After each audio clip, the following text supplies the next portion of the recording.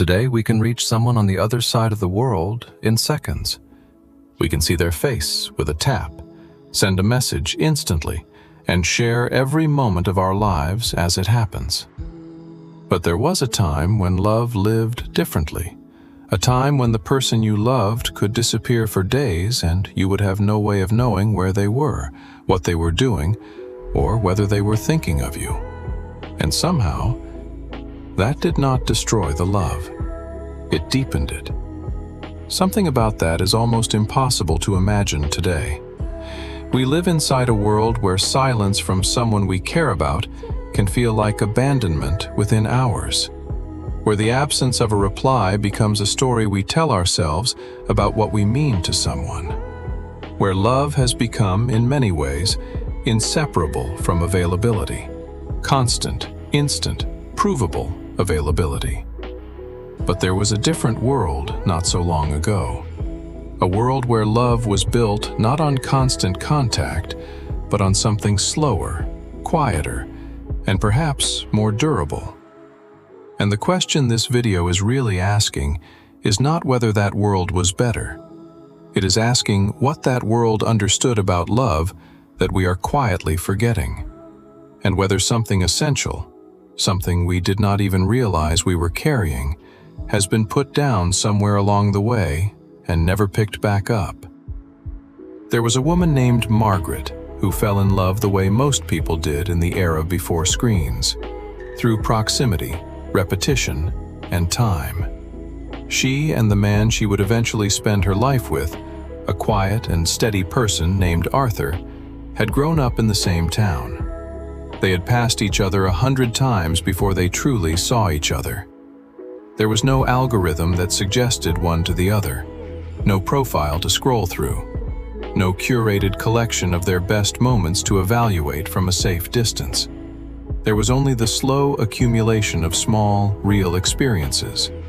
A conversation after a community gathering, a walk home that lasted longer than it needed to, a borrowed book returned with a note tucked inside. The note was brief. It said almost nothing of significance. But Margaret kept it for the rest of her life. When Arthur traveled for work, weeks would pass without contact. Margaret would sit by the same window every evening, not waiting in the anxious way that modern absence produces, but waiting in a different way entirely. The way you wait for something you are certain is coming, something whose arrival you trust completely. She wrote letters she did not always send. She kept them in a small wooden box, not as a record of pain, but as a place where her love could rest when there was nowhere else to put it. When Arthur returned, there were no dramatic announcements, no photographs taken for an audience. He simply walked through the door, and the quiet that settled between them when he did, unhurried, relieved, full, contained more love than most people today will ever find in 100 carefully worded messages. Their relationship was not perfect. There were long stretches of difficulty. There were years when life pressed down on them in ways that left very little room for tenderness. But they had built something underneath all of it that held.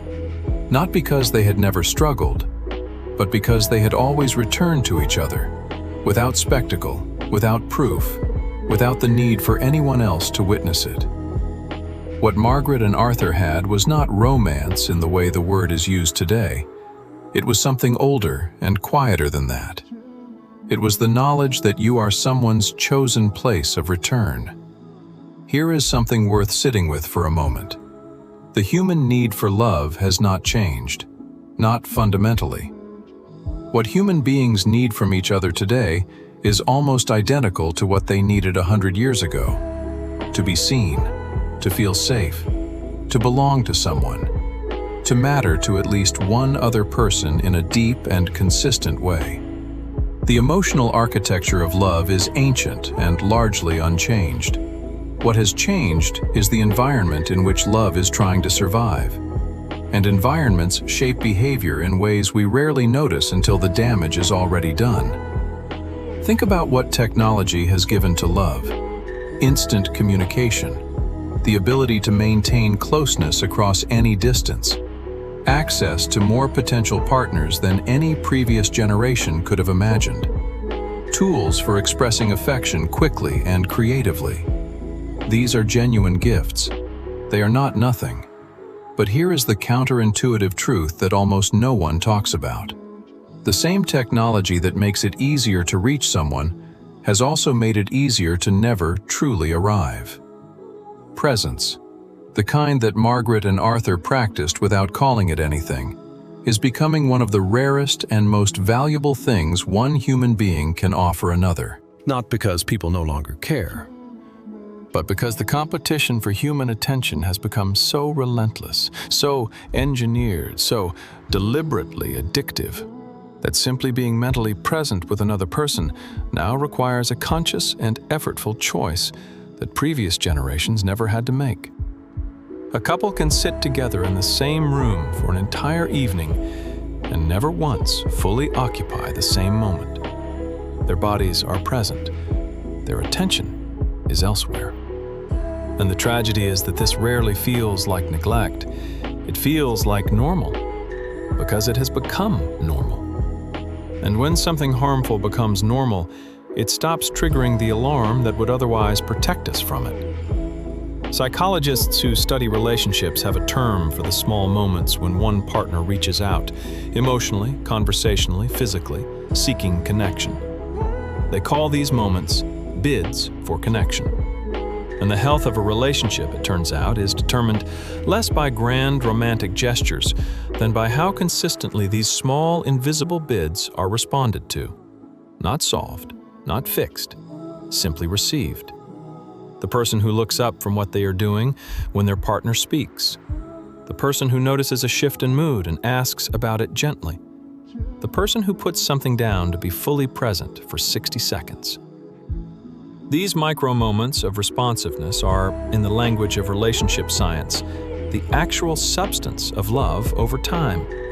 Not the anniversary dinners, not the declarations. The small, repeated, daily choice to turn toward rather than away. Before technology gave attention so many places to escape to, turning toward was easier. Not because people were more loving, but because the architecture of daily life did not make the alternative so effortless and so endlessly rewarding. And this points to something even deeper. Love before technology was, in many ways, an act of imagination. When Arthur was away for weeks and Margaret waited by her window, she was not simply waiting for a person. She was actively constructing that person in her mind, remembering, wondering, carrying them. The love was not passive. It was a daily act of mental and emotional investment. And what we invest in, we value. What we value, we protect. What we protect, we build. Today, the opposite dynamic is possible. Two people can be in constant contact and still invest nothing in imagining each other's inner world. Because there is no silence to fill with imagination. No absence to make the presence feel precious. No waiting that builds the specific kind of longing that teaches you how much someone actually means to you. Endless availability has quietly stolen one of love's most important teachers. And here is perhaps the most uncomfortable truth in all of this. When there were fewer options, people built more deeply with the options they had. Not because they were settling, but because depth requires the decision to stop looking outward and begin looking inward, at what is already in front of you, at what is quietly possible if you give it enough of your real attention. The paradox of endless choice is that it can make every choice feel temporary.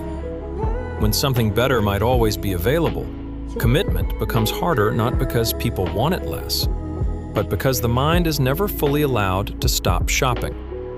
And a love that is always being compared is a love that can never fully rest. What people often miss is not love itself, but the experience of being someone's whole horizon, even briefly. Of knowing that in this moment, for this person, there is nowhere else they would rather be looking. There are things we can return to, not as rules, but as quiet choices. Protect your attention. Attention is not neutral.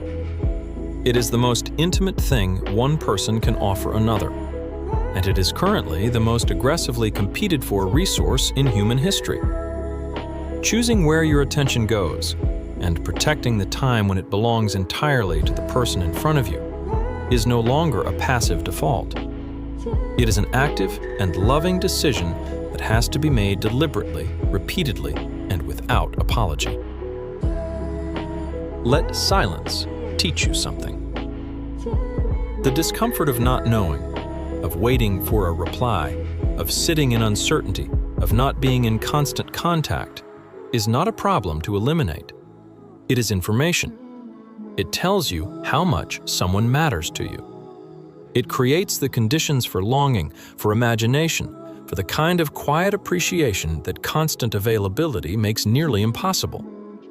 Do not always fill the silence. Let it work on you for a while. Build something only the two of you know. One of the quietly devastating effects of performing love for an audience is that it shifts the primary relationship from between two people to between the couple and their observer. The most durable relationships have always contained a world that belongs entirely to the two people inside it. Private rituals, shared language, memories that exist nowhere but in their own experience. Build that private world. Guard it. It is more valuable than any public declaration. 4. Choose depth over availability. Being always reachable is not the same as being genuinely present. A single hour of unhurried, undistracted conversation tells another person more about how much they matter to you than days of instant replies. Quality of presence is not a romantic ideal. It is the actual mechanism through which two people come to feel known rather than merely contacted. 5. Return consistently. Margaret and Arthur's love was not built in dramatic moments. It was built in the returning, in the reliable, quiet, unannounced act of always coming back. Consistency is not the same as perfection. It does not require grand gestures or flawless behavior. It simply requires that the other person can count on your return, that no matter what the day held, you come back to them, to the relationship, to the thing you are building together. Somewhere tonight, two people are sitting together in a room full of light and noise, each of them alone in a way they cannot quite name. And somewhere else, perhaps in a memory that belongs to someone watching this, two people are sitting on a quiet porch as evening comes in, not saying much, not needing to. The silence between them is not empty. It is full of everything they have already said, everything they have already weathered, everything they have quietly chosen over and over again without anyone watching. Both of those images are real. Both of them are part of the same human story. The question is not whether we can return to a world without technology. We cannot, nor should we try. The question is whether we are willing to return to something older and more essential than any technology. The ancient human practice of being genuinely, unhurriedly, fully present for the person we have chosen. Love has always known how to survive hard seasons, wars, distance, poverty, loss. What love has never been asked to survive before is the quiet, comfortable, endlessly entertaining alternative to itself. And perhaps that is the real frontier of relationships today.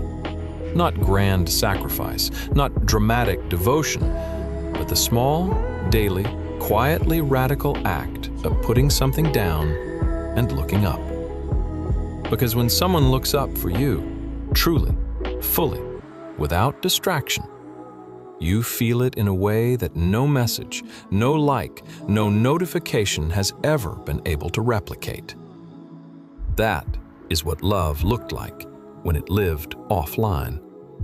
And it is still what love is asking for today. If you found this helpful, please like, share, and leave a comment below.